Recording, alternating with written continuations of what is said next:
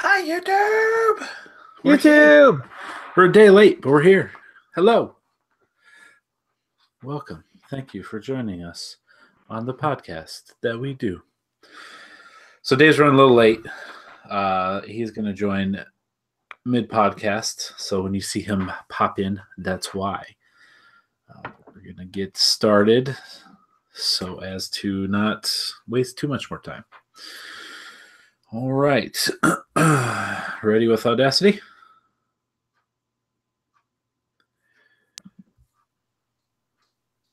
I lost you. Am I back? Yes. I've been having some internet troubles lately, and I think I know why. Oh, yeah? Yeah. My wireless router is now located behind some metal letters with like lights on them that you bought. Uh-huh. I have a feeling that that's interfering with our signal. Oh, that's crazy. A little bit. Decoration. I was trying to remote play my Vita last night, and it was like internet speed is not fast enough to connect. And I was like, what? That's crazy. We have like 75 megabits download speed. Huh. Definitely should not be the case. That's funny. Gotta put those somewhere else. Yeah. I know. Listen, Priorities. You gotta have the speed. That's right. Gotta have Feel the the speed. need. That's right. All right. Should we start with Audacity? Let's do it. All right. 3, 2, 1. Welcome, ladies and gentlemen, to episode 160. 160 episodes of the South Dakota Gamer Podcast. That's like 3 years worth of episodes. That's At crazy. least. That's crazy. If you Depending did one every on week. Depending on your release. Yeah. It's insane. And there's Josh. He's frozen. There he is. I'm back. Your I face didn't was go like anywhere. I'm still here.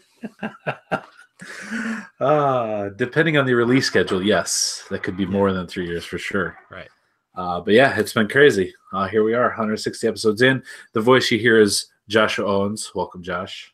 Thank you. I shook hands with the governor of Illinois today. Really? Yes, I did. Cool. Yeah. Did you visit the Capitol or what? No, he came to our work. Wow. That's Yeah, awesome. Apparently he called the mayor, who our CEO has a pretty good relationship with, and he was like, "Hey, I'd like to visit a Naperville business. Can you recommend any?" And our mayor was like, "I have the perfect one. It's called Dealer Inspire. They're super innovative. They're in the tech space, which is one of Governor Honor's focuses at the moment." So yeah, he stopped by, talked to the staff, and then the local Fox News channel, not the national Fox News, right? The local Fox channel, interviewed him 5 feet from my desk. Oh, that's awesome. So that was cool. So I took pictures of that, and then he stopped by and talked to everybody at my desk, because we were right next to him, after the interview. It was pretty cool. That is neat. Nice guy. He's a real big, tall guy. Yeah. Cool. Real big, tall cowboy type guy. I don't think I could picture the governor of Illinois if I had to in my mind, to be honest with you. Honestly, if I didn't live in Illinois, I couldn't. Right. There's very few other governors that I could picture. Same. Right. The governor of your state, but that's about it. Yeah. But he's a lot taller than he seems in pictures, and he's very, very cowboy. Huh. I mean, a big old belt Illinois. buckle, some boots. That's crazy. Yeah. Do you know where he grew up? Where he's from? Right around the corner, I think. Man, I'm gonna get this wrong. I think he said Oswego, but I could be wrong. Right in the area. Yeah, it's just strange that a cowboy dude would be. Yeah, well, Illinois, or at least his grandparents were Swedish immigrants. They were farmers, and his parents were just very down home, type folks. At least that was his pitch. That's today. The story. Yeah. So who knows? His grandparents are probably just rich old white people. Right, and that's down home to them. Yeah. Well, cool. That's a unique opportunity for sure. Excellent. All right, well, here we go. We're going to jump into the podcast, meeting famous people. Josh is hobnobbing with governors. That's right. Yeah, that's what I do. He did a little. He laid down a little. The video games are not violent to him. I just kind of petitioned for the video game industry. I wanted him to know, hey, listen, video games are not the problem. That's right. I'm living proof. Yep. Look I at play me. some of the most violent video games out there, and I'm a pretty mild-mannered guy. Turned out just fine. In fact, the games that make me the angriest are probably the least violent, Right. i.e. No guns. Rocket League. Yeah, right. Just remote cars control and cars. soccers. Yeah. Soccer balls. Oh, that's great. So you know you're dealing with hobnobbery and wise people now here on this podcast. The governor of Illinois, friend of the show. That's right. That's right. Friend of the show. So we're going to get into what we're doing. Obviously, I just want to mention here at the beginning of the show, the Patreon, patreon.com/South Dakota Gamer. You can head over there to help us out, help us produce and continue to sponsor this podcast, keep it on the internet, and help pay for that. Also, you can be part of our giveaway that we're doing in June. $1 subscribe or pledge will get you an entry into that giveaway, which right now has a Switch case, Baron Fig notebook, and a little Bastion figure from Overwatch. There will also be some comic books added. I'm heading over to pick some of those up tomorrow. Chad, I've decided that my contribution, instead of signing everything that we're sending out, my contribution is to sign every page of that Baron Fig notebook. That's awesome. Like, will you take up the whole page, or are you going to just sign it at the top? It's just going to be different on every page. I'm going to try some things on all the pages. Yeah. I assume I'll have like 200-ish pages. To kind of experiment. So that's some will be full page, I'm sure. Some will be like super, super detailed. Some will probably just be initials up in the corner. So every page is going to be a surprise. I kind of like that idea a lot, actually. That would be fantastic. So look forward to that in the prize pack. But yeah, we're heading out in June, so you still got a few months to get in. Get a few entries per month. Just $1 is all it takes to get into that. And then there's other tiers you can be part of as well. You can't afford not to. Pretty much. I mean, you probably got $1 sitting in your car right now, right on the dashboard and the cup holder. There's probably at least $1 and change. You probably have at least $1 worth of fillings in your teeth. Okay. Pawn those. Yeah, and deposit that change right into your bank account and then go over to the website and give it to us. That would be great. Look, I'm just saying, if you really wanted to get in on this, there are multiple ways. Yeah, absolutely. Multiple ways. From pocket change to fillings. I mean, there's a lot of space in between there. You just find yours. Yeah. All right. Well, we're going to jump into, I did not mention Dave Mann. He's on his way. He's a busy man. He had a long day at work today, and he is on his way, but we decided to get started, and he'll jump in as soon as he's available. But we're going to jump right into what we play, brought to us by Patreon supporter OG Evan Steele and his Twitch channel, Genly Accepted. Head over there, watch him play some Fortnite and some PUBG and all the other things that he plays. But we're going to get into what we play. And looks like, Josh, you've been busy this week, man. You've been playing variety. I did a couple things. Yeah, there's a fair amount of variety in my list this week. Some of the games I just bought on the most recent, I don't remember if it was a flash sale or what sale it was. There was a recent sale on the PSN store. So I bought some games there. And then one of these is one of the PS Plus games for March. So I played one of the games that I got on that sale is Mortal Kombat XL. And so it comes with some alternate costumes. I think a couple characters that weren't in the initial release, like Alien, Predator. Cool. I want to say Freddy Krueger, but that's not right. Oh, Jason and Leatherface. Neat. So those are cool. And then there's some characters that I'm not familiar with in the Mortal Kombat games. So I think they may be new to this game. Like Aaron Black, for instance. I don't remember him in any other previous games. And a few others. One of the ones that I was really looking forward to seeing in this game that is not in this game, at least as far as I can see, is Nightwolf. Oh, yeah. One of my favorite Mortal Kombat characters, and I don't think he's a playable character in this game. He is in the story, but I don't think he's playable. So that was disappointing. But it's pretty cool. The story's fairly well done. I think it's better done than any of the previous Mortal Kombat stories. It's not a game for story in the first place, so it's sort of a bonus. But it's a lot of like cinematic stuff, and then that just ties like matches into each other. Like you follow the story, and like so like the first chapter focuses on Johnny Cage, the next chapter focuses on someone who I think is another new character. I don't remember his name. He's like the current emperor of Outworld. He overthrew Shao Kahn. Wow. It's actually a pretty decent story. Like I'm gonna finish the story just for the story's sake. It's pretty good. Cool. So yeah, I'm surprisingly having a much better time with that game than I thought I was gonna have. It was cheap, so I was like, a fighting game. Yeah, why not? Mortal Kombat, right? It's been a while since I've played one of those. It's pretty good. It's pretty good. There's 3 different stances for each of your fighters when you start, so like you can choose between a few different things. It's pretty neat. I got into some more VR Worlds. So the only thing that I played on that was London Heist, which is far and away the best one. Sweet. Yeah. It's so good.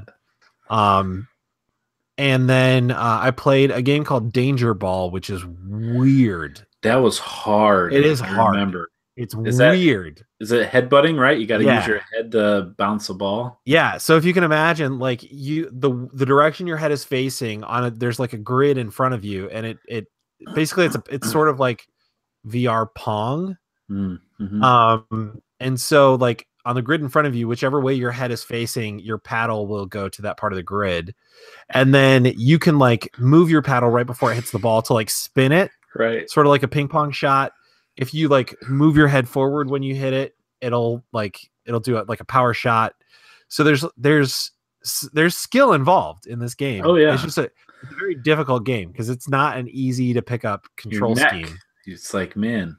Yeah, and I'm like, I had a little bit of a headache when I was done playing it because I was like really trying to like hit that ball. And you look insane to anyone else that's watching you physically. Yeah, well, it's I was playing that before Cecilia got home, so I'm glad that was when I did that. Good strategy. It's a fun game though. I might go back and play that. The other one that I tried was the luge. There's like a luge game down the street.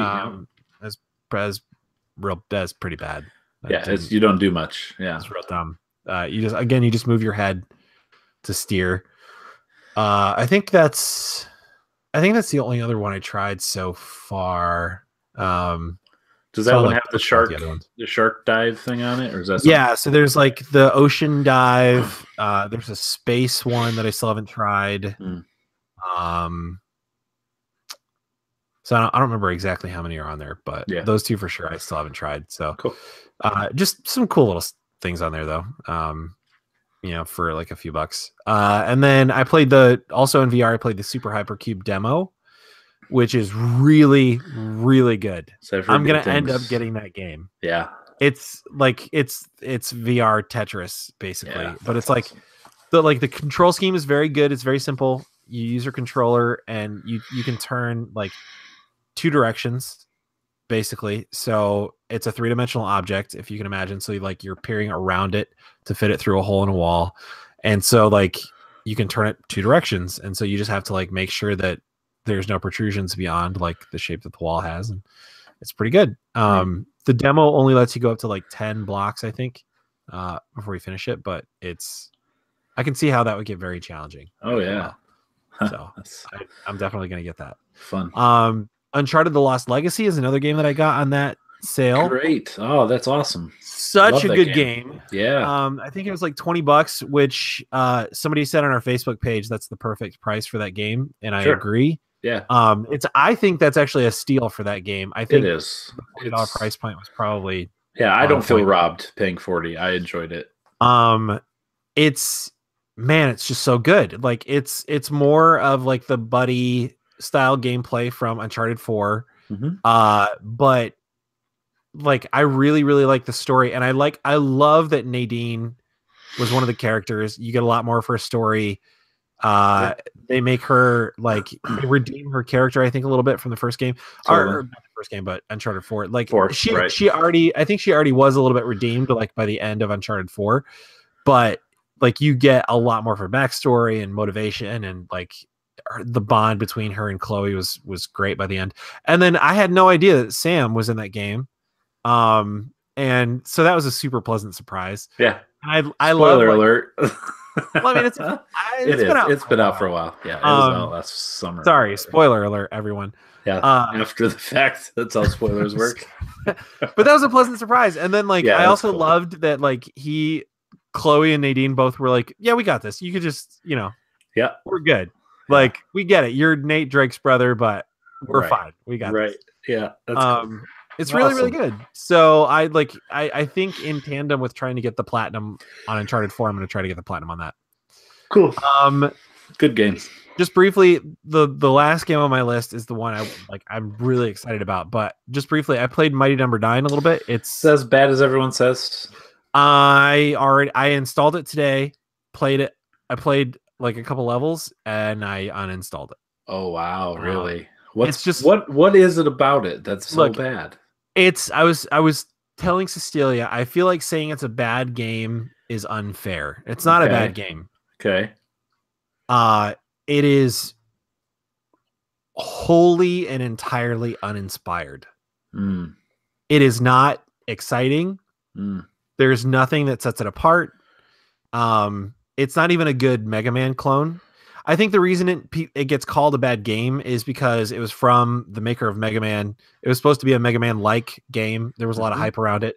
And then when it came out, it was like, oh, like that's it. This is it. And then that's why it's a bad game. I think just on its own, it's not a bad game. It's just very uninspired, very generic, very bland, very like... There's a lot more other games out there that are... Yeah, like nobody needs to play Mighty Number 9. It's a good thing it's free this month, so everybody can try it out. Yeah. It's got like some interesting ideas. There's like this, so it's very Mega Man, like same like type of character, same sort of story, same sort of like setting and future. Like there's different robots that you're like going to redeem, like something happened and they all turn bad, and so you're like going to like debug them basically. So you debug each one at the end of the boss fights. There's like an interesting gameplay mechanic that this game could have been so much better, I think is the other like disappointing thing. But like there's a cool gameplay mechanic where you shoot the enemies a few times and like you get them into this like stun phase and you can dash into them. And it's like how you absorb like skill points, or like you can like build combos and you can like acquire abilities like for very short periods of time by doing that, or you can just shoot them until they're dead, but you don't get any of that stuff. And then it comes into play on the bosses as well. So like the one and only boss that I fought and beat, you had to shoot him and like his life gauge would like stay full, but it would mark like how much damage you did. And then when you got him into a stun phase, you had to dash into him to absorb all that and actually take that life away. Otherwise it would restore if you didn't dash into him. So there's some cool gameplay mechanics at work in that game, but the story's not good. The voice acting is not good. The graphics aren't even that good. Like they're cleaner and more modern than the old Mega Man games, but just still not great. It's uninspired. That's good. Good description. So I already uninstalled it, and instead I installed Ratchet and Clank, which I still haven't played yet, but I'm looking forward to it. Much better. And then a game that I got a long time ago, and I just have never installed it, and I wasn't really sure what to think about it. It's a game called Songbringer. Okay. And it's so good. I don't know anything about this, I don't think. I wholeheartely believe that you and Dave both will like this game very much. So it is a Zelda-like, what's the word for it? Like sort of like No Man's Sky or like things like that. It's like not progressively. Do you know what I'm talking about? Like it's like the world is generated.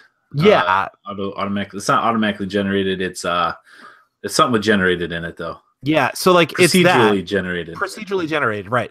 But the whole like everything is built when you enter the game. So like you get a world seed. Okay. So it's sort of like Minecraft, but then everything's persistent. Like once you start the game. First person, third person. No. It's top down. Okay. Kind of like the old Zeldas. It's very like very pixelated type of art. Okay. And it's also like the other thing that I like about it is it's very like kitschy, campy, 80s. like just very like sort of over the top about some things. Okay. So the story, like just sort of in a nutshell, is you're part of a space exploration crew. There's not a ton of backstory. It's Sure. just like an excuse to get you into the game, basically. Okay. But like you're part of a space exploration crew. You're traveling on a ship called the Songbringer. Okay. That still hasn't been explained yet. Okay. And so you, as well as a few other members of the crew, get sent down to the surface of this planet to explore. You crash on your way in due to like some storm. You lose contact with your ship and the other people that you were sent there with, and so you're just exploring the map, like trying to figure out what's going on. And you're also exploring the planet. You eventually find this sword called the Nano Sword, and then like there's like it's like building out the stories you play, but you're finding out like the history of this planet and like what's going on, and like you're like entering dungeons stuff. No shield, but you do have a sword. No shield. Okay. And then it's also very much like Zelda in that you are picking up demon's teeth, both to refill your life gauge like as it depletes, but then like after every boss you get a big one, and it's like another heart in Zelda. Okay. And then like you're also picking up items as you go that let you do different things. So like you pick up a cup and you can like drink water from certain wells and things like that, and it does certain things. You get a bag, like a sack for mushrooms, which is like one of the other kitschy, like, over the top 80s things. And if you eat a mushroom, it makes you invisible for a while, or invincible for a while, and restores like a tiny bit of life. You don't flash, but the whole map like goes crazy colors and like yeah, the like graphics get weird. Yeah. So it's like stuff like that. It's so good though. It's so much fun. And like the dungeons are really, really well done. The enemies are really well done. Was it on sale, or did you said you've had it for a long time? That's what it was on sale a long time ago, but I can't imagine. It was a Kickstarter game at some point, and it's on the PSN now, but I can't imagine it would be very expensive at this point. I'll have to check that out. It sounds, when you say it's like Zelda, obviously that's winning number one, and then it's like sound interesting too. It's like a procedurally generated old school Zelda, but like with a really kitschy, like fun storyline. It's like it doesn't take itself seriously at all. It's really good. You have like a little sidekick drone with you named Jib. So that's like a little added thing. Like it's $20. Really, really good. I would say it's definitely worth that. I've gotten $20 out of it. Just it does look cool. Dragons. Okay. Yeah. The boss fights are really cool. Kind of looks like a lightsaber. I know it's not, but that's kind of what it looks like when you swing. Yeah, like it's like glowy. It hums when you swing it. All right. It's neat. It's really neat. I'm gonna have to check that out. Yeah, it's definitely worth picking up. And it's fun. It's one of those games that works well on the remote play too for the Vita. So it's fun to do that way too. But sure, cool. Yeah. So sounds good. Good suggestion. I'll check that out. All right. Yeah. So that's everything that I played. Excellent. You had some good, like I said, good variety there. Okay. Well, in the meanwhile, I will go through what I played. What I play. Sorry. What I play. Yep. I missaid it. Come on. It's the thing. We're doing it. I'm sticking with it. What I play. So I play. I haven't played much of anything except for last week after the podcast. I got online and we played with a bunch of people. We actually almost had too many to play on the Xbox. But first off, we played some Call of Duty World War II Prop Hunt. And Tyler May, friend of the show, DL listener of the South Dakota Gamer Podcast, has said he played this before. It's been out for a while, and it's hilarious. It's insane. So basically, what it is kind of like hide and seek. You have one team that has weapons, and they can have unlimited ammo. And the way the game starts is, if you're on the team with the guns, your screen goes black for like 60 seconds. And the other team takes up props of the map that you're in. So, for instance, the first map we played in is kind of like has a little city, and then there's some barns.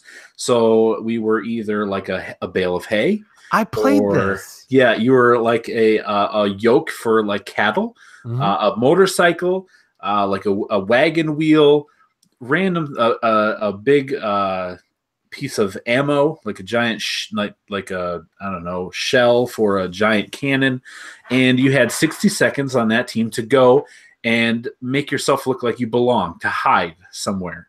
And then when the minute was up, the other team would come, and if they shoot you, they can shoot you. It's not just one shot, but they would shoot you to find you, and if they killed you, then you were out, and they continued to look for everyone else. So you every so often you whistle, so that it's not just so there's like the other players will hear a whistle to know that there's a character over here somewhere. And then if they do see you, you can drop a flash grenade and try to run and hide. So you'll see these little like wagon wheels running through. There's no feet. They're just floating through the map. You see a shell, an ammo shell running around, a flower box sliding around the ground, trying to run away from the people that are shooting at them. And you can change a couple times. You can change twice to a different item. So if someone sees you, you can flashbang them, change to a different item, and try to hide somewhere else. And man, we laughed so freaking hard. At least I did. It was some of the most fun I've had playing a game in a long time, just because it was insane and silly and weird and hilarious. But we did that quite a few times.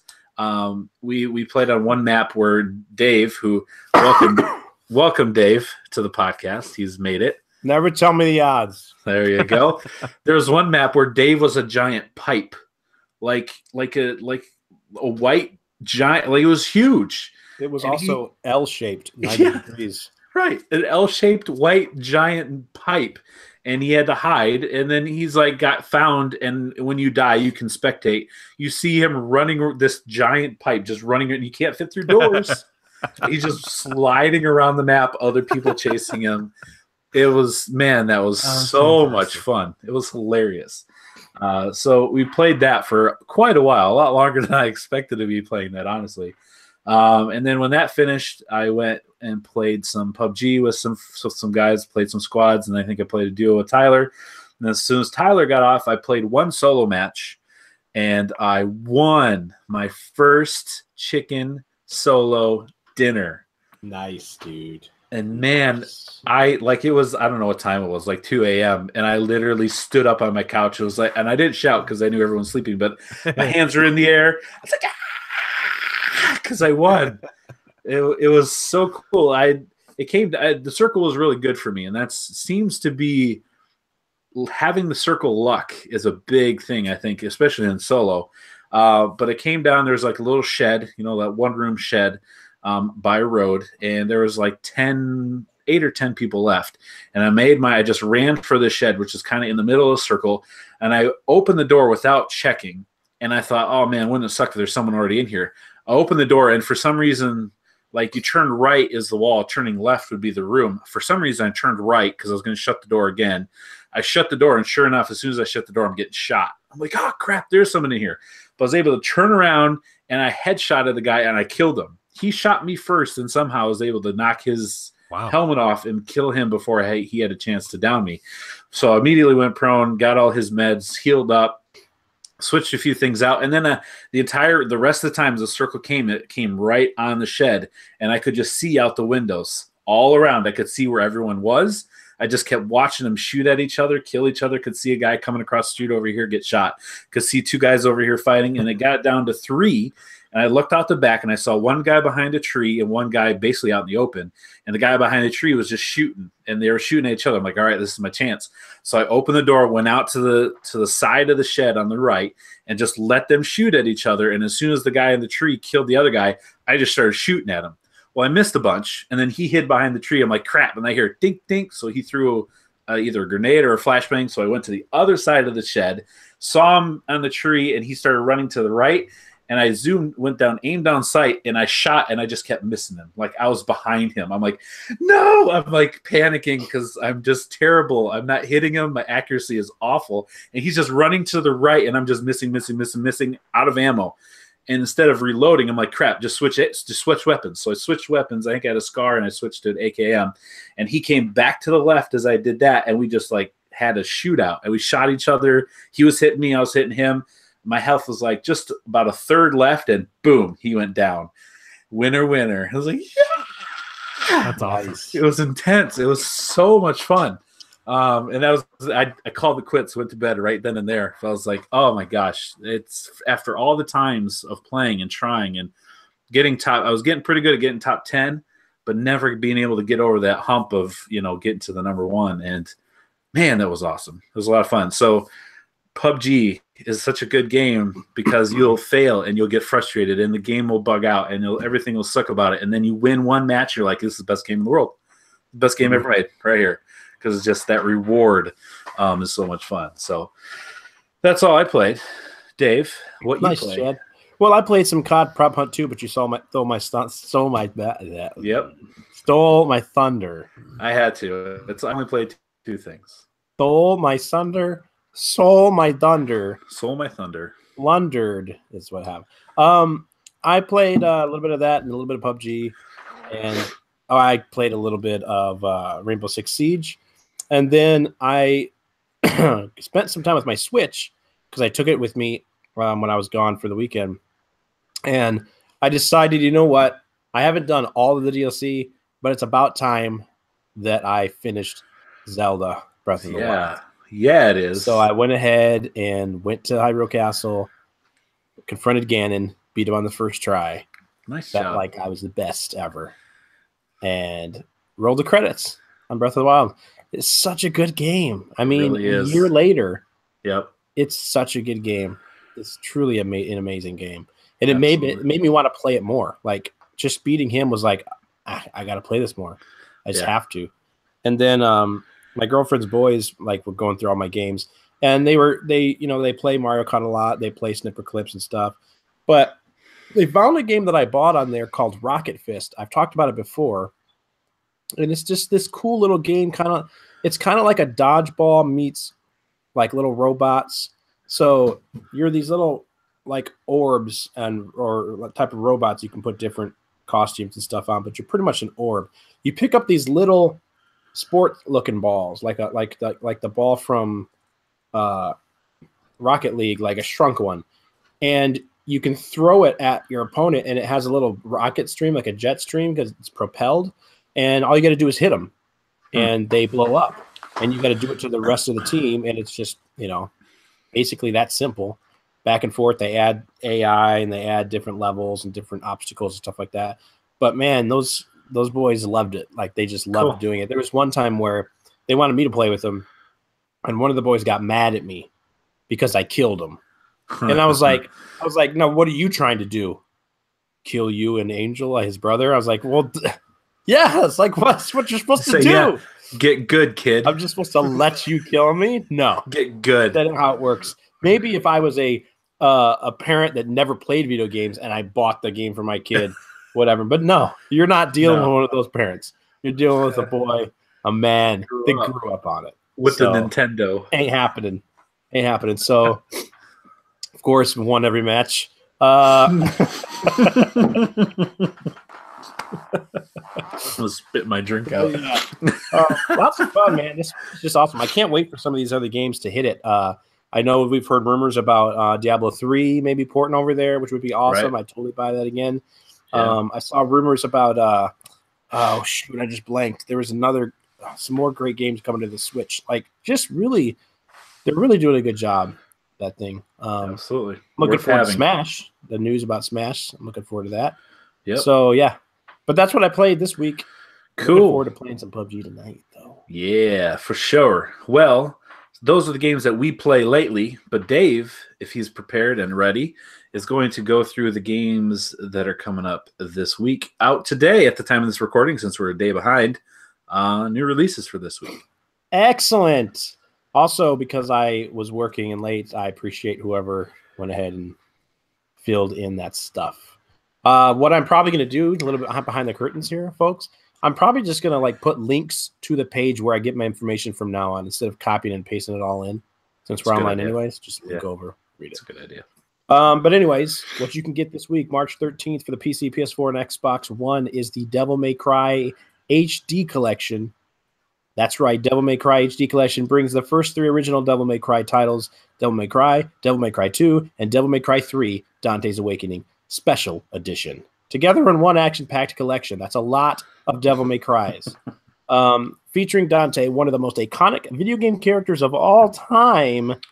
Devil May Cry HD collection is full of the award-winning gameplay and style that the series has become known for, now playable on modern consoles. I have to say, I've always heard of Devil May Cry.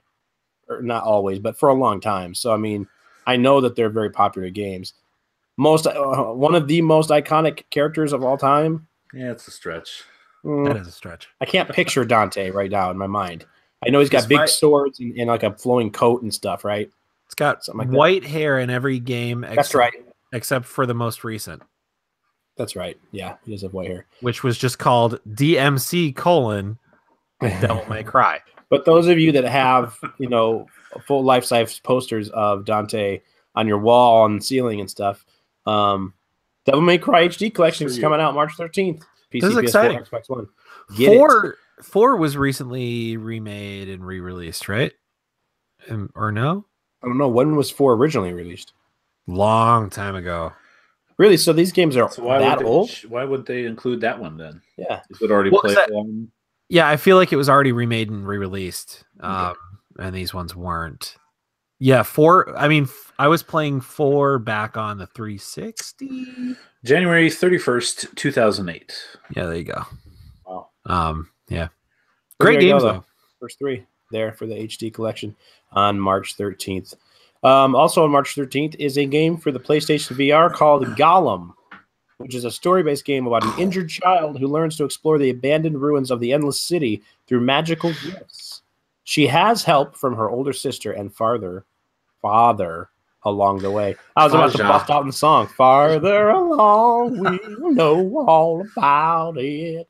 And some kind of a old... In that man's voice from Back to the Future 3, where he walks in and he's like, looks like he got them clothes off of a dead Johnny. The sheriff of Nottingham on Robin Hood. Yep. In this game, Gollum, for movement, Gollum uses what the developers call incline control. This lets you move as you would naturally by slightly learning your body as if you were about to take a step and start walking. I don't understand that sentence at all. Let me retry. Let me say it again. This lets you move as you would naturally by slightly leaning your body as if you were about to take a step. It does say learning. It does say it. That was not Dave's mistake. Leading your body as if you were about to take a step and start walking. Highwire said once you master this incline control, you can move effortlessly through the world. That's Gollum for the PS4, March 13th. PSVR. PSVR, yes, sorry. It does seem like they're starting to pop out like a few cool sounding PlayStation VR games. Yeah, this game is one of the developers is Marty O'Donnell, who was the audio guy for the Halo games. Oh, interesting. This is his studio. I'm wondering if this incline control will help with the motion sickness. Yeah, rather than walking, you're just because you are moving. Right. Yeah. Cool.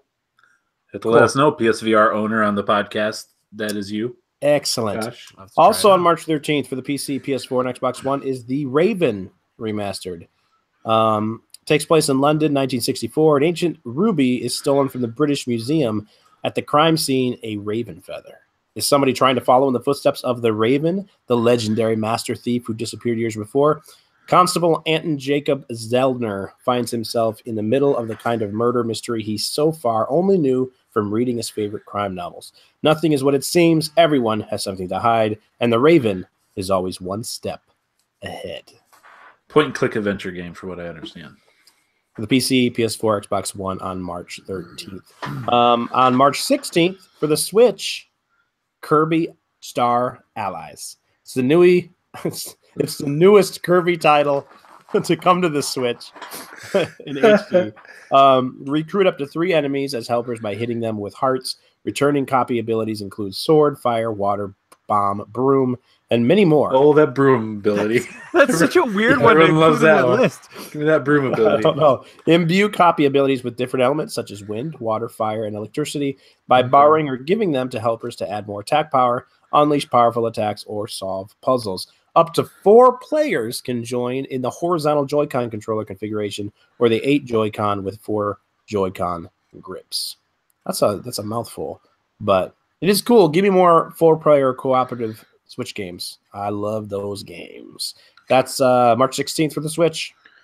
Also on March 16th for the PS4 and Xbox One, Josh, is Burnout Paradise. Heck yes. Get in on full throttle excitement with Burnout Paradise Remastered for PlayStation 4. A hard rock soundtrack and 4K graphics pull you into the game, while more than 150 playable vehicles give you the chance to burn rubber in your dream machine.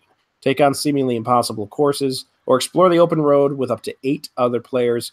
Burnout Paradise Remastered delivers on big action, from death-defying stunts to hit-and-smash destruction at every turn.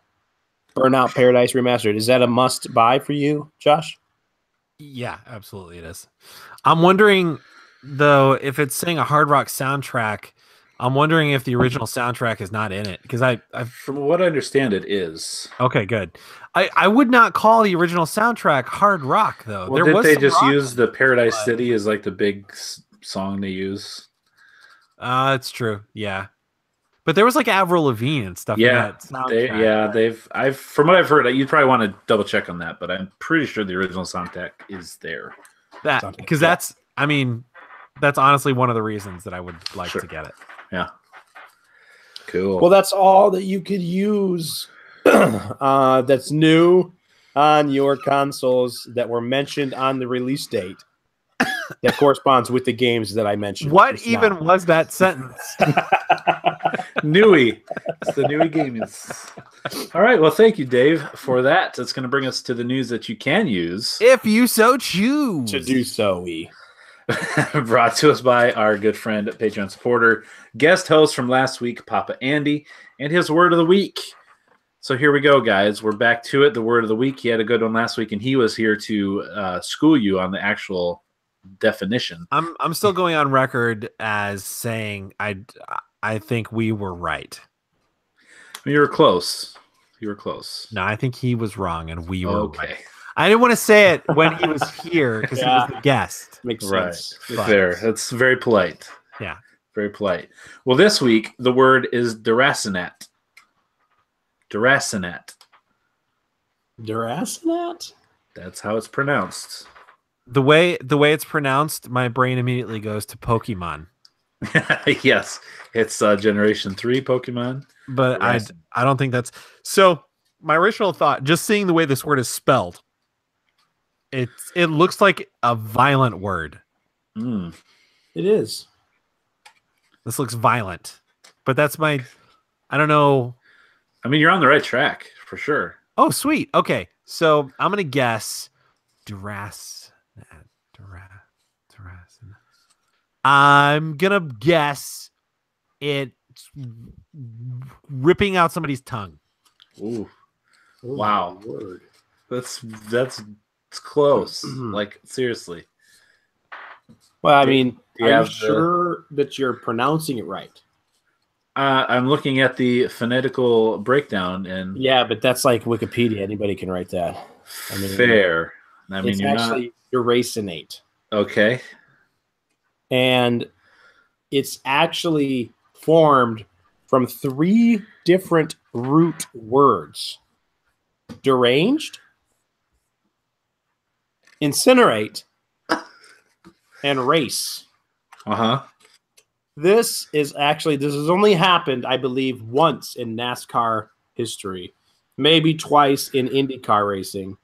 I don't think sprint car racing it's happened with, but it's when you have a deranged racer that drives so fast he uses his car as a weapon, and actually he drives in the opposite direction of the race, and he hits like one person caught it on video, and actually when they replayed their video, it played in like monochromatic and the sound went out and everything, and all of the cars behind it exploded at different pieces in a row. And then the resistance made it to the I was gonna say they sacrificed their life. His idea. Racer Holdo, was that who that was? Yeah. Amazing. All right. Hobo Trickle. Well, this is why I didn't know anything about the word. Hobo Trickle, great grandson of Dick Trickle. Yeah. A famous racer. Yeah. Who knows why he didn't go by Richard? Right. No idea. He was deranged. He preferred, to say the least. He preferred Dick. My last name is Trickle. Okay. I'm gonna go with Dick as my first name. No, you should stop with that. So deracinate, which is how Dave said it, or deracinate, is actually Josh, you're super, super close. It's actually to tear something up by the roots. Oh, no way. So you were like knocking on the door, man. So that's a gardening term? It could be anything, right? Tearing something up by the roots. Maybe. So so there you go. Deracinate. Tear something up by the roots. So hair, tongues. Tongues have roots? I guess. But hair isn't roots only really categorized by hair by like stylists? Like it's really just a follicle. It's like the actual anatomy terminology isn't roots. Right. It's just the base of your hair is what they're talking about with roots. Yeah. But all right. Very interesting. Learned something this week as we usually do. Thank you, Andy, for your support and your words. They mean a lot. I don't think it's fair just because he supports, he can change the definition of words. Fair. Well, take it up with Webster and him. I also don't think it's fair to call them his words. I don't think Andy made these up. Well, show me otherwise. Well, I mean, if we're looking at Andy's Wikipedia, it's possible because anybody right there. So, all right, we got a dozen items on the list this week. An actual dozen. An actual dozen. We're going to start off with the Nintendo Direct that happened last week. I believe it was on Thursday of last week. I don't have everything we're going to go through that happened, but there was some live tweeting going on to which Josh was dismayed when he came back to his phone and had over 60 text messages unread because Isaac, Dave, and I were doing a little Nintendo Direct tweet. Like, seriously, put my phone down for like an hour and came back, and there was 60-something texts. Yep, we were talking about it. So the big thing is Smash is announced for the Switch. We don't have an official title. We don't have a date. Well, I think maybe we don't know if it's a port. Right, we don't, or a remake, right, or new, but there is a Switch game, or is a Smash game of some sort, at least, coming to the Switch. People this year. It did, yeah. I was going to say, I think it did have 2018 on it, so that's exciting. That's really cool. I know my son super enjoyed the last Smash on the 3DS. Have either of you happened to watch some of the reaction videos to the news? I mean, people are. I thought it was cool, but people loved it. Lost their minds. Yes. They seriously deracinated all of the other YouTube users. It was insane. Yeah, it was insane. So that's coming. That was the big announcement. There's one more thing at the end. A couple other things that I enjoyed. Octopath Traveler is actually the name of the game that they announced back when the Switch was released. And it's coming out in July. It's a very Final Fantasy VI look to it. You have different job classes that you can do. The demo is available right now. You can go play the demo if you'd like. And man, that game, super hard Final Fantasy vibes, and that intrigues me a lot. So that's coming out in July. And then a couple other high notes: Mario Tennis Aces. They spent a lot of time on that. That game looks like a lot of fun. Yeah, looks real good. So it did have destructible rackets.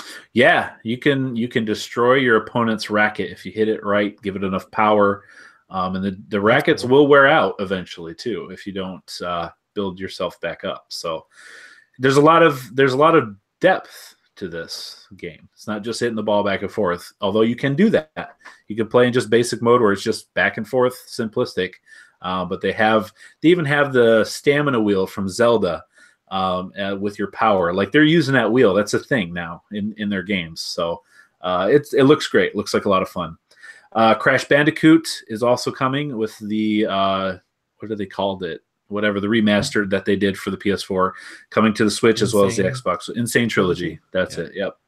That's coming out. Dark Souls is coming out on the Switch with a Praise the Sun amiibo.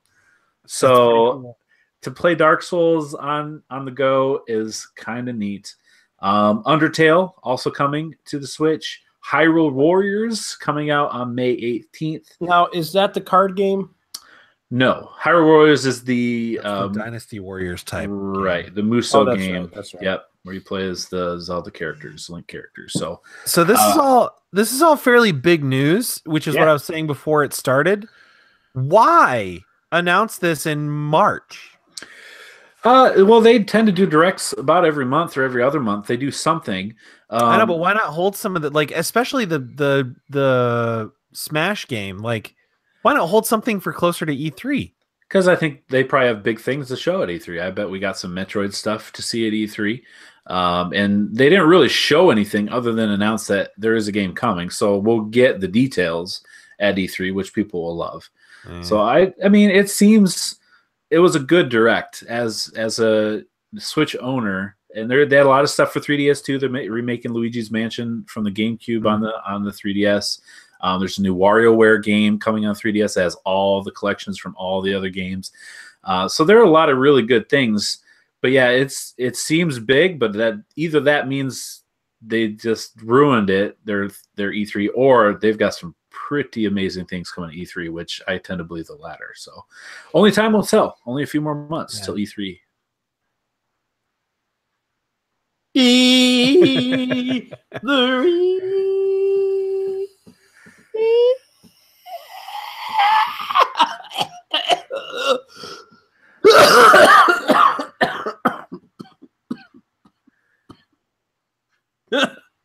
Okay, so as I mentioned, that was on Thursday. A lot of things happened Thursday.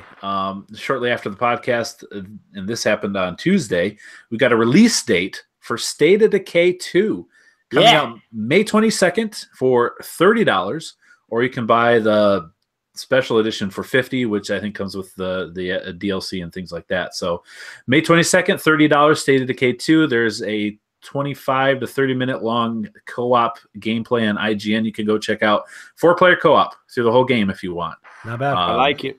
It looks really cool for $30. They actually won me over to go just do the Xbox Game Pass so I could kind of play through the first one because that's on there.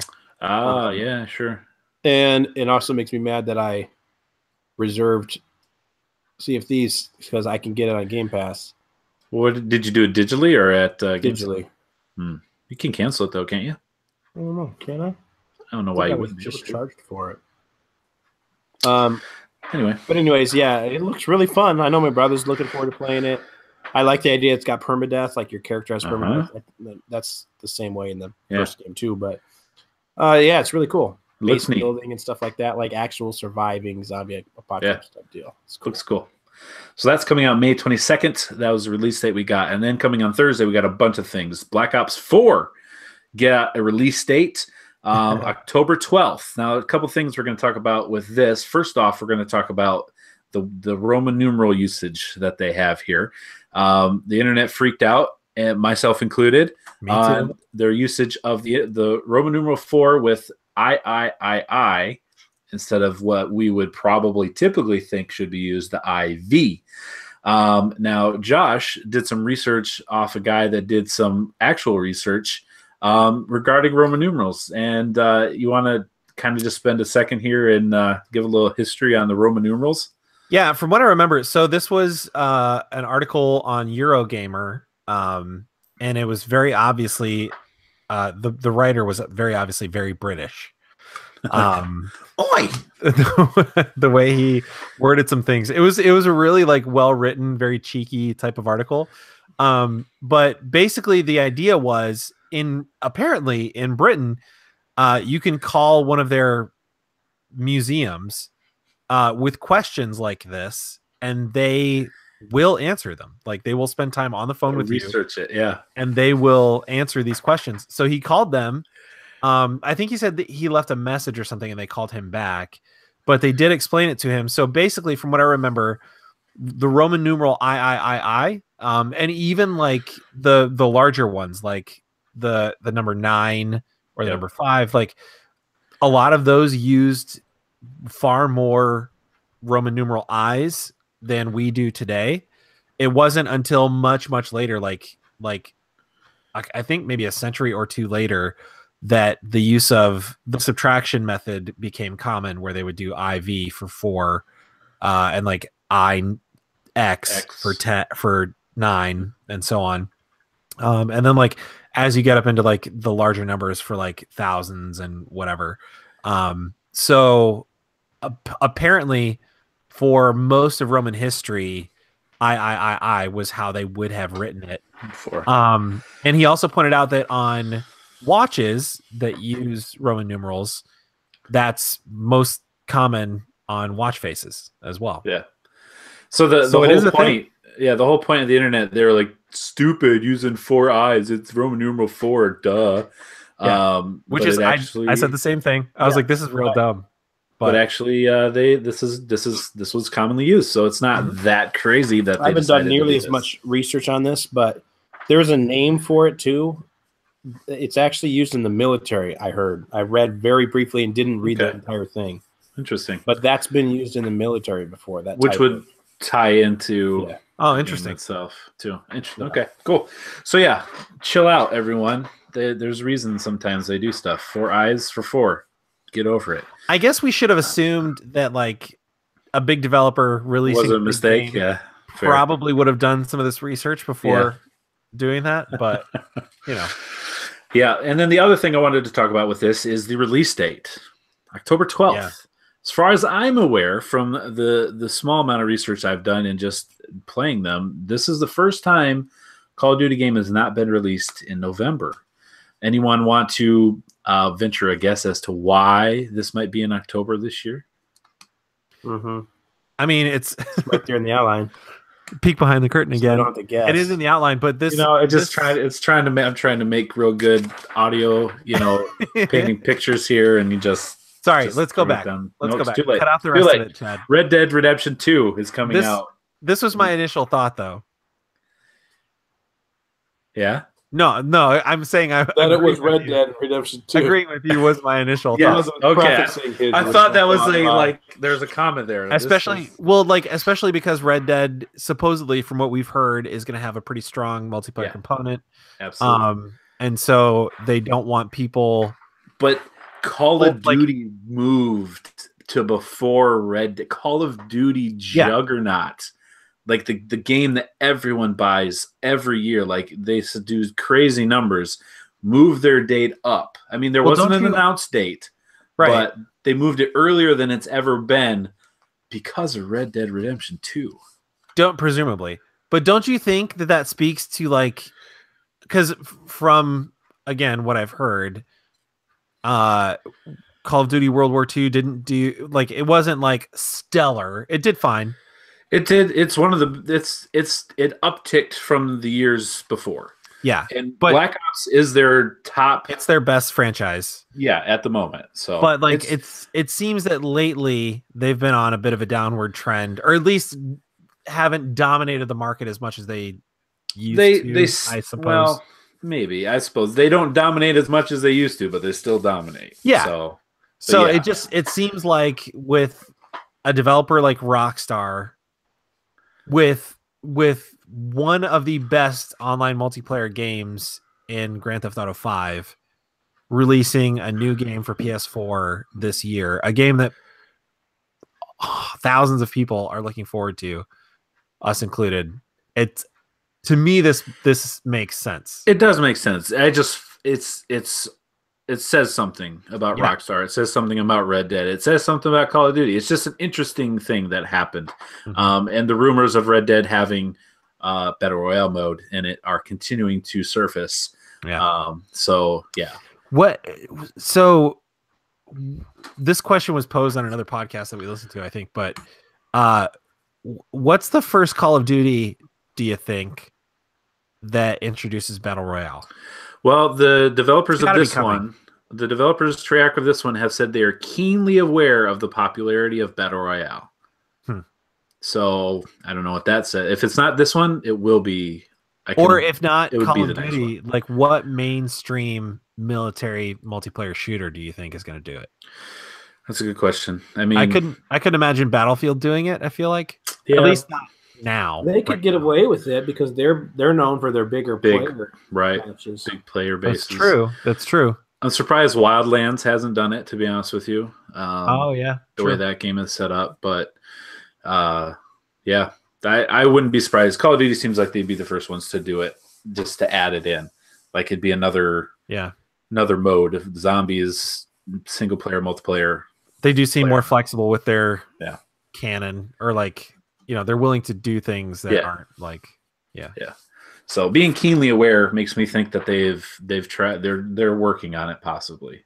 So we shall see. I just thought that was interesting. Another new announcement we got Thursday last week is the Division 2. A rumor came out that there was a leak on Twitter, and then shortly thereafter, Ubisoft came out and said, yeah, actually it is a thing. I think they did say 2018 as well, and there's no other information as far as like where it's set, or just saying that they're going to build off the first game to continue to improve, which they've done with the first game and add a lot to it, and it's a much different game than it was when it first came out. But I could be wrong on the date. Someone would have to check me on that. But Division 2 is a real thing, is coming out by Ubisoft, and I, for one, enjoyed the first one, and am looking forward to playing this one. We talked. This was back when Isaac Ali was a regular on the podcast. Never heard of him. I'm familiar. The terrorist that we sometimes have. Oh yeah, okay, now I remember. Because I remember we used to say he shuts the door. Yeah, with the card. In that trailer, he shut the door when he moves by. His hand shuts the door. There was so much hype for that game because it was so brand new. Current gen was still a new thing, and it was doing things that other games hadn't done, and it looked incredible. Yeah, and it had like some graphics downplay or whatever, like all games do, but it was still really good. And so I'm really excited in this because this game most likely is going to be better than the first one. It would make sense. And I don't know if they're going to put it in another big city, Miami, or a different country, maybe even like London would probably be good, or something that's not as English. I don't know, but yeah, it would be really cool. I'm looking forward to it. Yeah, they didn't say any kind of release date, so the 2018 thing was just me pulling numbers out. But they did say they're going to show more footage and more information at E3 this year. So there you go, Division 2. Another thing that just came out today. I saw this today, and I love this franchise. Yeah. And this is about as really far away from the actual like an announcement as you can get. A UK Amazon listing came up for Splinter Cell 2018. That was the title of the product on the page with no pictures or anything like that. It was just Splinter Cell 2018 on Amazon UK. It seems that we're due for a Splinter Cell game. Oh yeah, Sam Fisher's back, baby. Yeah, so it would not be too surprising that this is an actual thing, and we would get some kind of announcement at E3, and maybe even be an E3 announcement, fall, winter release. E3. But it is time, I think, for another Splinter Cell. Speaking of revolutionary video games, I think it was the very first Splinter Cell. You could throw like soda cans to distract enemies, soda cans and rocks. You could once you knock somebody out or killed somebody, you had to drag them into the shadows so that they didn't get discovered. Yep. This game was doing a lot of things that a lot of other third-person shooters were not doing at the time. Very tactical, for sure. Yeah. Tactical espionage. Such a good series. Yeah, and so many games, and all of them at least pretty good. I saw a lot of people really calling for callbacks to Chaos 3. Now, I played Splinter Cell for the single player campaigns. I did play a little bit of Mercs versus Spies and stuff like that, which is cool. But I wasn't super into it. But man, I love the stories. I love the canon of Splinter Cell. The more the bigger look into Sam's life and his daughter. I can't remember the black guy's name that was his handler for the longest time. I remember seeing what was it, Double Agent, where you had to go into prison. I loved that one, where you had to pretend to be a bad guy in prison and come out and all that stuff. And then there was a scene where you had to basically shoot your handler, but it was faked or whatever. Spoilers for old game. A lot of people were saying they didn't like Conviction. I really liked Conviction. That was fun. But mainly because, again, I love the story. And I loved the story of Sam being on the run because he went rogue because of what was happening with his daughter. Yeah. And then they kind of reboot, like Splinter Cell. What was the last one we did, Chad? Blacklist. Yep. It was kind of a reboot, in my opinion. They kind of made him look younger. Yeah. But he was running basically 4th echelon or something. I think he used to work for 3rd echelon, and then he has his own thing with 4th echelon. They ran basically their operation from a big plane, a carrier jet. Yeah. It was really cool. Chad and I played it a lot. Setups. Yeah. That like base in that plane. That's pretty. So because of that, they can really do whatever they want with the game. But I'm really looking forward to seeing. I'm hoping this is true and seeing a current gen, really good. Seems like it's time. Seems like it's time for sure. Hold on, one more thing. I'll stop on this. I heard someone else say it's been way too long since I've heard the sound of night vision starting up. Yeah, that noise that Yeah. Yes. That you might hear right now. Nice, Chad. Nice. All right. Next, a game that is not coming out when we thought it was going to be. That is Days Gone, coming out delayed to 2019. The studio saying this isn't it's obviously a bad thing if you're looking forward to it, but it's not a setback that they've had that required them to delay it. It's just they want to make sure that they're, as the story usually is, giving you everything they can to make it the best game they possibly can. Now, not too surprising, I don't think. Right, it's not surprising. So when I first heard about it, I'm like, this happens. And we, as like fans, we always like to say, I'd rather them take their time and put out a game that's finished. But then I also saw like a games journalist put on Twitter, which is legitimately true. If they don't put this out soon in 2018 or 2019, there's a serious issue with The Last of Us 2 coming out. Yeah. Which is what we think is going to happen in the fall of 2019. The other thing that I was thinking, like, this is a little surprising to me because this is the game that we were waiting to see what the Northwest studio, Sony Bend. Like, we were waiting for years to see what they were working on, and then it was finally announced like almost a couple years ago at this point, like that this was the game they were working on. So like this game has been in development for a very long time. The only reason I say it's not a surprise is because we've not seen anything lately. Like they've not talked about, and you're right. It is a surprise because they've been working on it so long, and it's a big, like a high AAA studio. Yeah. But the fact that we haven't seen much of anything, that's the only reason I'm not surprised. But you're right. I think it has to come out early next year. It has to be like a February game. Yeah, otherwise you get too close to. Yeah, you can't crowd possibly one of your biggest. Well, definitely one of your biggest for sure IPs, but possibly the biggest, at least in that release window. Yeah, for sure. So I mean, if The Last of Us 2 follows suit of its predecessor, I mean, it could very, very well be argued that The Last of Us was one of, if not the best game on the PlayStation 3. Yeah, absolutely. So this coming out in what also other rumors, nothing confirmed, but other rumors could be towards the end of the PS4's life cycle. Mm-hmm. It's basically a repeat story because that's what The Last of Us did. Right. Yep. So more to talk about on that soon, hopefully. Next, Bethesda, big studio. I'm a fan.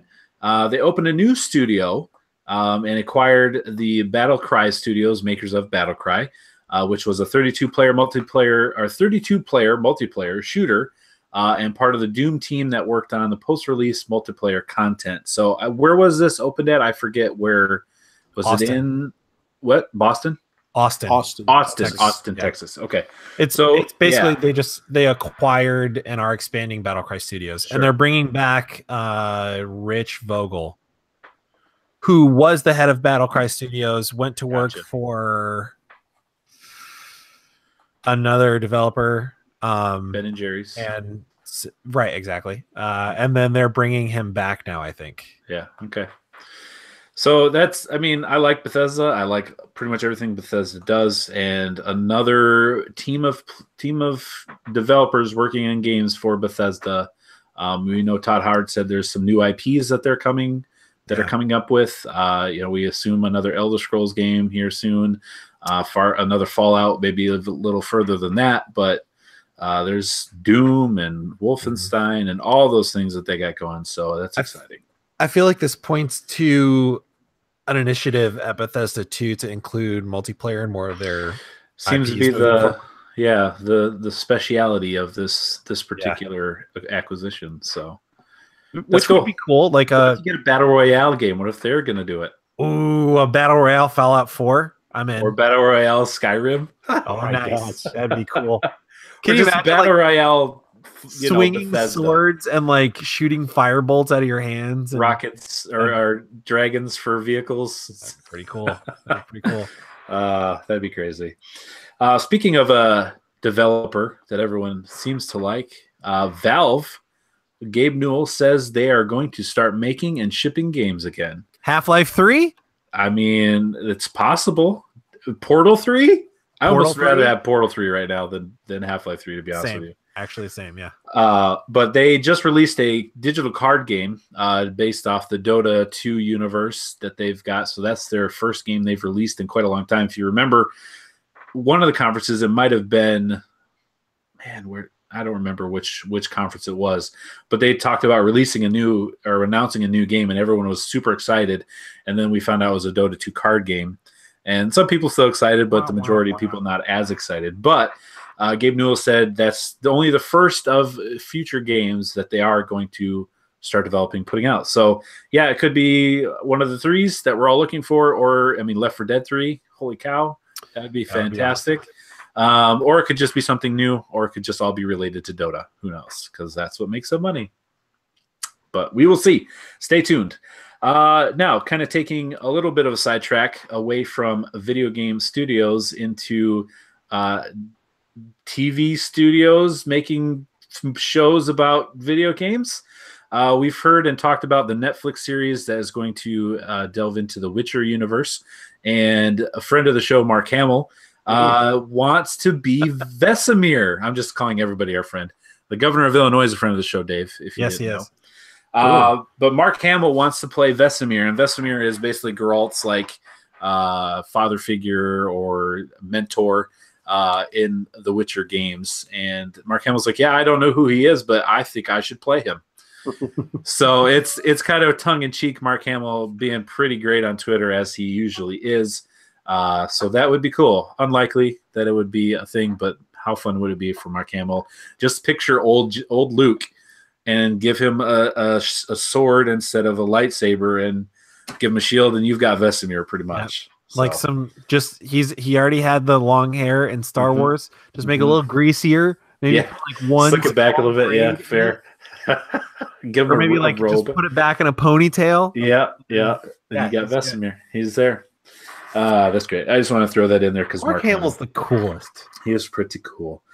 A couple more items here. Fortnite, a game that is rising in popularity as it is free to play and pretty good. We're getting a mobile game, a Fortnite mobile game. It's going to be playable on iOS first and then Android later. You can sign up at Fortnite.com to be part of the invite group, which gets you in early. The biggest thing for me, first of all, it's cross-play, so you can play.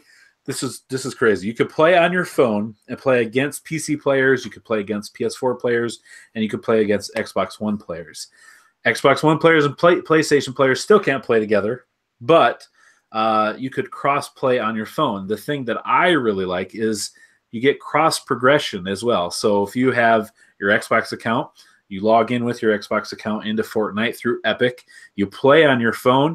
The XP you earn, the skins you earn, the battle pass things that you unlock, when you're done on your phone, you go play on your Xbox, it will carry everything with it, and vice versa. So you could play on your phone, and it's just like playing and progressing on the game. So those of you that are addicted to Fortnite on your console, now you'll be able to play it and be addicted while you're at work too. I thought that was pretty cool. I mean, it's taking this game where no other game's gone before. This is taking it, elevating Fortnite, and just expanding and pushing the boundaries in the giantness of what this game is. We had a little text conversation going on earlier this week that Fortnite surpassed PUBG on Steam as far as concurrent players. It's one of the top games, maybe even higher than PUBG for Twitch. And some people are saying that PUBG is kind of losing some of its, following. A lot of people are blaming that on cheaters. But the PUBG hasn't really iterated as much. Fortnite continues to do things. They continue to add stuff, and people are loving it. So I'm looking forward to trying that out and seeing what Fortnite on the phone is going to be like, and the cross progression interests me quite a bit. Such a weird idea. It really is. I'm looking forward to seeing what it does. And then speaking of PUBG, Brandon Green, PlayerUnknown himself, came out and did a little announcement earlier this last week talking about the roadmap for PUBG for 2018. Obviously, this initially refers to the PC build. That's where everything starts. And there's a link we have in the podcast here, and I'm just going to kind of run through some of the things. They are doing test server, first of all, to kind of give a place for players to play and test through things before it goes live in the actual game. They're adding a smaller map, a 4x4 kilometer map it's an experimental test server coming next month in April that'll provide a intense and faster paced battle royale experience. So it'll be a smaller map. They're also adding an 8x8 map as well. They'll be part of the test servers. An emote system is coming, which I've seen people playing with that already. They got the whole thumb across the, where Drax would be, "What are you doing?" Everyone knows what this is, right? What this is. They got the whole point at your fingers and point at you like I'm watching you. All the stuff you have time to do before someone shoots you in the face. Right. Yeah. So emote system is coming. He also promised new and interesting game modes. Still early days for that, so they can't give specifics. New vehicles coming first half of the year. Continuing to get new weapons and new attachments. You think they're going to implement any of our suggestions from last week? Alien monkeys? Maybe it'd be crazy not to. Those monkeys with AKs in there. It'd be crazy not to. Unicycles. Yeah, vehicles. They did say vehicles. Yeah. So they're also adding achievements, an in-game friends list, so you can have a friends list specifically for that game. Squad voice chat in the main menu. Character and parachute customization. Weapon skins. Limb and vehicle bullet penetration testing. Interesting. So hitting in the arm versus hitting in the leg versus where you hit in the car. So this game has got the more technicalities that Fortnite doesn't. Fortnite's definitely more cartoony game. This is more quote unquote realistic.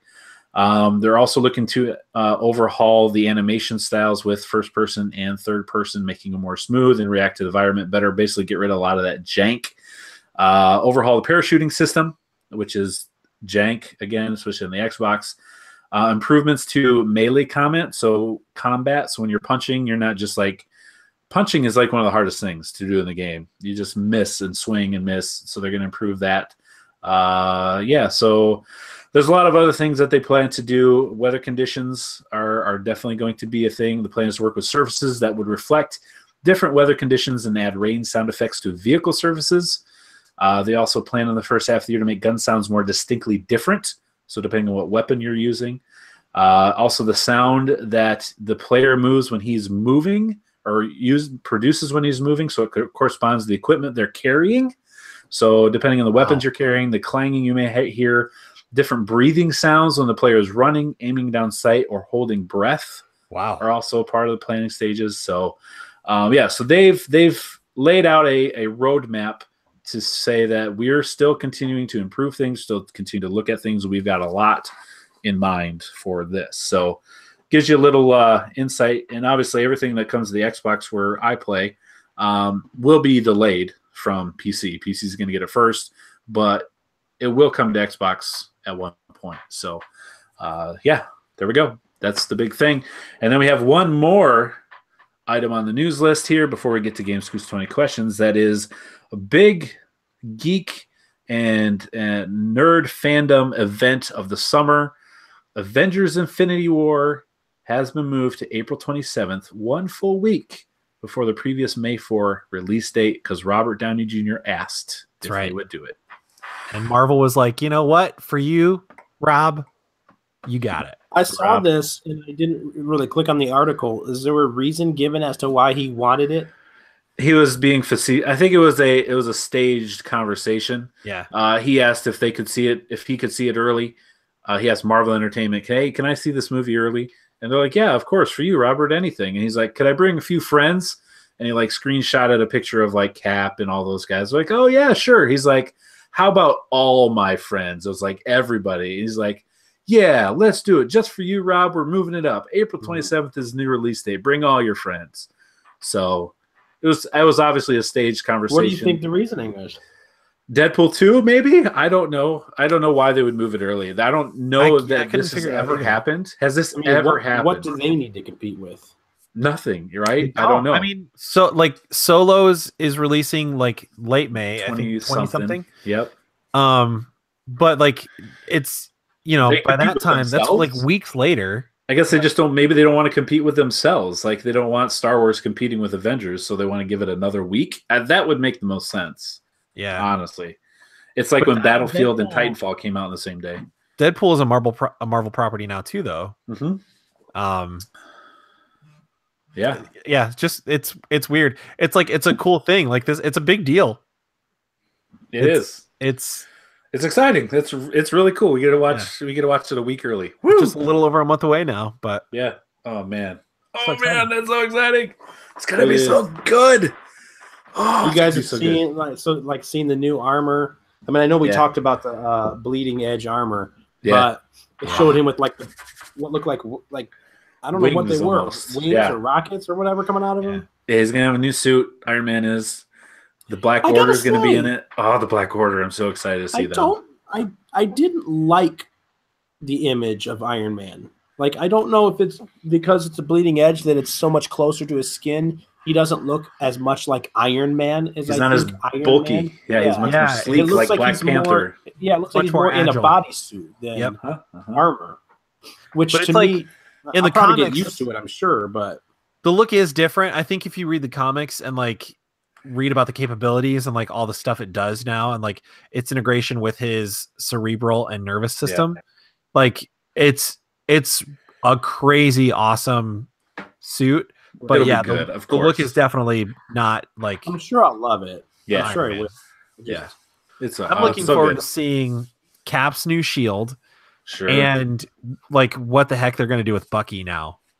Oh, the White Wolf. I'm so excited for more Bucky, finally. Yeah, the White Wolf. It's going to be great. Bucky is quickly becoming one of my favorite characters in the Marvel universe. Yeah. Cinematic universe. Super cool, super cool. All right, well, there we go. I mean, if Bucky... I still like the idea of if they're going to start rebooting everything, having him play Luke Skywalker. Oh, he has to. If they have to do that at some point. It's just... They have to. It was insane. I thought at least for a flashback scene. When I first did it, when I first saw those comparisons, I thought someone had photoshopped it. It's pretty close. They look very similar. So and it's not trying to be done on purpose. It's just the way they are stills of them from different yeah. Oh yeah, we're excited about those things too, guys. Not just video games, but Marvel and everything. The juggernaut that is the Marvel Cinematic Universe. We're big fans. It's just Disney in general. Come at us. Star Wars and Marvel. It's bad. Be contrarian. I dare you. All right. Well, that's going to lead us into Game Scoops. 20 questions. Go!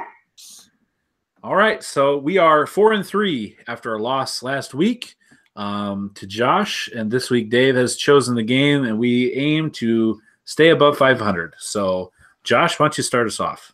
Love to. Dave, in the game that you're thinking of this week, does your character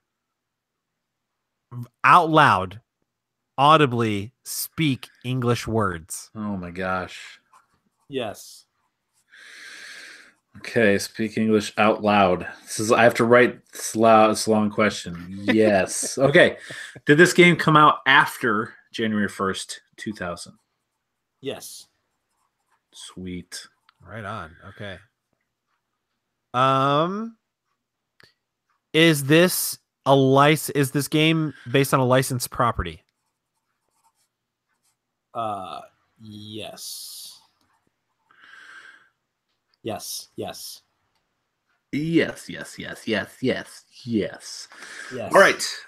Is this game playable on current gen consoles? I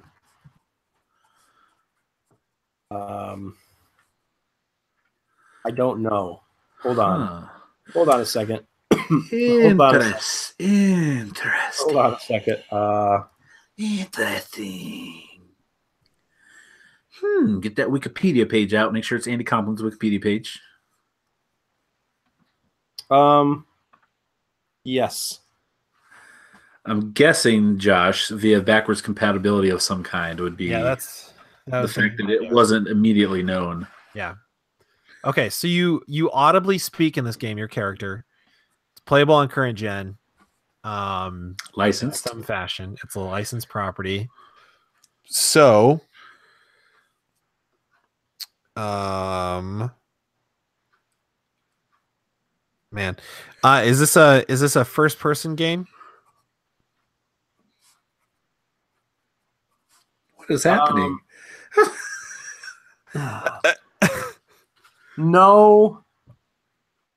Not primarily. Not primarily. Some sort of a vehicle, Chad? Maybe? Kind of. Oh man. Is this a Disney property, Dave? No. Okay, so throw out all the Marvel stuff, all the Star Wars stuff. Yep. All the Mickey Mouse stuff. Man, okay. So it's hard to think of a licensed property that's not Disney at this point. Man. So Lego spans DC, Marvel, like Universal Warner Brothers. I can't think of a Lego game. But that would, and that would never. He would never be like, not really first person, because those are all third person. I'm just trying to think of anything else that might do something similar. Could ask if it's a movie, like a movie property, like based on a movie. Oh yeah, I guess that's a good call, Dave. So the licensed property that we're talking about, is this a like movie or movie series? No. Okay. Chad, was that 7? That was 7. Yes. All right, so not based on a movie. Are you a human? Do you play as a human? Yes. Okay. Human that speaks. This is property.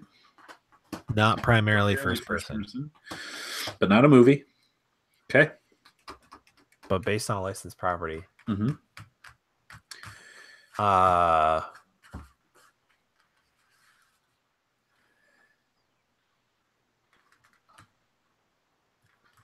I'm trying to think of any comics.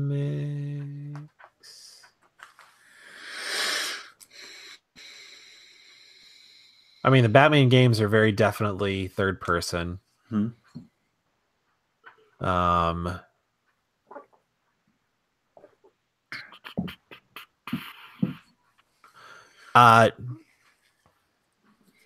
Do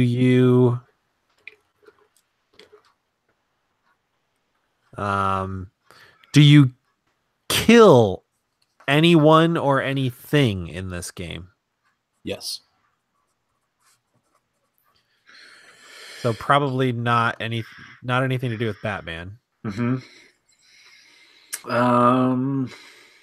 Okay, let's see here. Are there any future games planned for this? Wait, stop. Is this game part of a franchise? Yes. That's 10. All right. Part of a franchise. Licensed property. Not primarily first person. That is a weird thing. So parts of this game, would you say that means probably parts of this game are playable in there's probably an instance or a situation where first person comes into play, but that's not the main way this game is played. This game is is played from a different perspective, and then somewhere in there's a first person situation. Do you think it's like a third-person game where you like if you aim down the sights, it becomes first-person? I don't think. I think that would still be considered first-person. I don't think that would make him hesitate on that answer, because aiming down sights in like Gears of War or even in say PUBG where you can aim down sight, that's still a third-person perspective game in that mode. That's true. So you definitely kill things. Part of a franchise.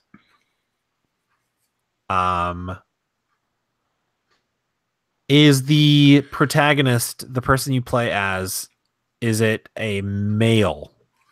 Yes. Can you play this game on the PlayStation 4? No. Okay.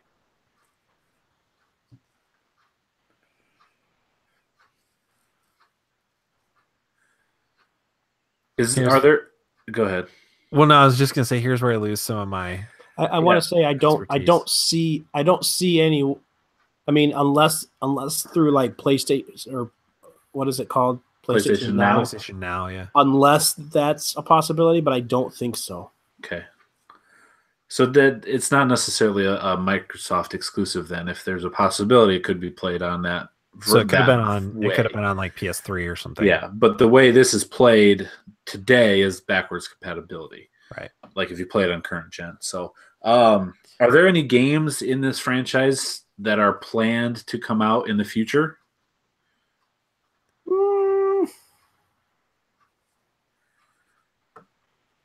No. I'd have to say no. Huh. Splinter Cell? Josh? Oh, interesting. Because it's not official. And I don't think Splinter Cell, I know you can't play any Splinter Cells on the PlayStation 4. I do believe there are some backwards compatible Splinter Cell games on the Xbox. So what would be first person? That's a good question. Are there some first person modes or things you have to do? I haven't played all of them. I think when time. You like, so you can like peek through. Well, it's not really first person. But you can like peek like the going under the doors. Well, just ask if it's in that series. If it's a Splinter Cell game, then we can go from there. Is it in the Splinter Cell franchise of games, Dave? Yes. Oh, good call, Chad. So now, which one? I am fuzzy on the names. Okay. Like the titles, like Blacklist, Pandora Tomorrow. Is this gonna be 15? This will be 15. Yeah. I think we could ask if he mentioned it in this podcast. He said Double Agent. He said Blacklist. Chaos he said Theory. Conviction, and Chaos Theory. I think those are only 4 that he mentioned. Or we could just go, is it the first? Is it the last? And then go from there. Dave. Okay, go ahead. Yeah. Did you say the name of this game on this episode of the podcast? Yes. Woo! Okay. Dave, is this the most recent game in this series? No. So it's not Blacklist. So right before Blacklist was what? Double Agent? No. Or was it Chaos Theory? Conviction. Conviction was right before it. Mm-hmm. And Conviction is it the Conviction that brought back Mercs versus Spies versus Mercs? Oh man, I don't know. I've never played any of the multiplayer in Splinter Cell. And I know I've played all of these, but I can't remember the stories. Like, yeah, I know the story to Blacklist and to Double Agent. Chaos Theory and Conviction, I can't remember. But if it's not Blacklist, like that's not. It's Dave, not in this game, do you, as Sam Fisher, do you go to prison? As Sam Fisher. Okay. You go to prison? Wait. Shoot. I don't know Double Agent well enough to know. In this game that you play, do you go to prison? Yes. So it's Double Agent then. Yeah. Gotta be. Dave, is this game Double Agent? Splinter Cell Double Agent. Yes. It was released October 17th, 2006. It came out for the GameCube, Microsoft Windows, PlayStation 2, PlayStation 3, Xbox, and Xbox 360, and Wii. Oh, wow. It has single player and multiplayer, in which case you can play Spy versus Mercs, and the Mercs are in first person. Oh, okay. But you play the game. Most of the games are played in third person by Sam Fisher. I think the very first one, there's times where you could go into first person to do certain things. Sure. But the game was a third person. The reason I said not primarily is because the full multiplayer mode of being a merc is all first person. Okay. Interesting. It's based off of the books, the Tom Clancy books. Yeah, Tom Clancy. Yeah, definitely part of the franchise. And yeah, that's definitely not a plan or right. planned For game. sure. Yeah, the way you answered that, I was like, boom. That really brought it to my mind. So very cool. Good one. I love nailed that down quick. I loved it a lot. I love all of them, but excellent. All right. Well, there you go. We are now 5-3 on the year for GameScoop's 20 questions. It's fun tracking our wins and losses. We're starting to widen the gap there, so hopefully we can keep doing that. Good game, Dave. A good game plan, Josh. We did it. That's going to do it for this week's podcast. Remember, we are part of the SueEmpire.com podcast family. You can head over there, check out all those podcasts. Remember to check out our Patreon page, Facebook page, Twitter, all those things. We are South Dakota Gamer. You can find us. We try to give you all the news that you could use throughout the week and then catch you up on the podcast. As always, thanks for listening. You guys are the best. So we're going to see you next time. Bye. Piece of pizza. Bye, YouTube. Thanks for watching. Give us a thumbs up. Don't be a jerk and give us a thumbs down because that's not cool. Yeah, we're not going to play Sea of Thieves with you, whoever you are. Isaac.